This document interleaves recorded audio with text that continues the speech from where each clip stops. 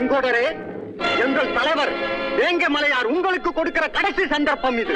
அவரோட மனைவி கிட்ட, எங்க இனத்தின் தலைவி கிட்ட நீங்க நடந்துகிட்ட காட்டு மிராண்டித்தனத்துக்கு பகிரங்கமா மன்னிப்பு கேட்கணும். எங்க தலைவர் எதுக்காக மன்னிப்பு கேட்கணும்? எங்க தலைவரின் காலை வெட்டினது உங்க மனைவிதான். நீங்க